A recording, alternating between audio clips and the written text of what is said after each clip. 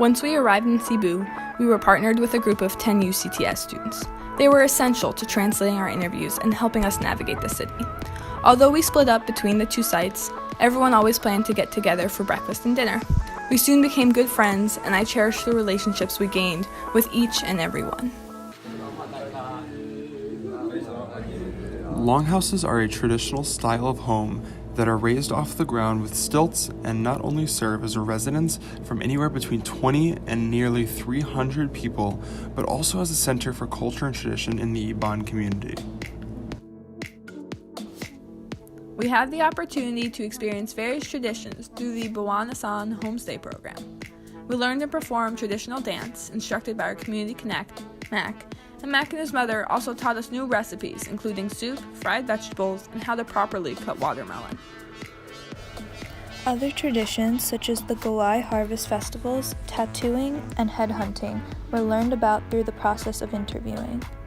The importance of Gawai to both communities was stressed in many interviews, and we noticed how Gawai holds community members far and wide together.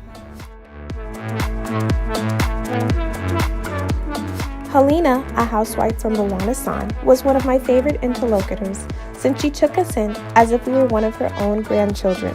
She described Gawai as an Iban holiday in June that celebrates the harvest.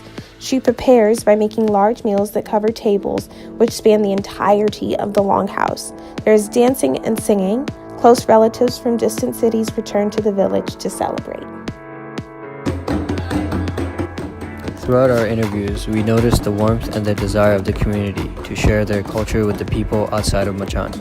With the rich culture, bountiful resources, and generous heart, we suggested having a homestay in the community would be a success if done in unity.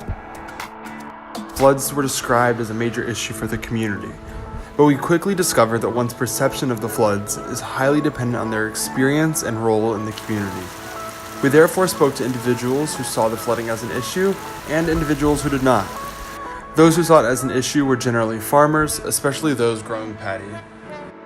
During our interviews, the members had interesting questions, like if we had ever lived in rural areas before. Or in Iban culture or Malaysia overall, there's harmony between different races. What is it like in the USA? Is there friction between races?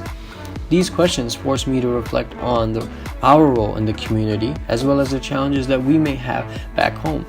It also allowed us to share knowledge of America that isn't depicted on TV. One of my favorite parts of our time in Sibu was visiting the school systems. We met pre-kindergarten and kindergarten students, primary students, and secondary students. The administrative teams and teachers were very welcoming. On our last day in Machan, we got to experience the mirroring ceremony, traditionally performed during Gawai.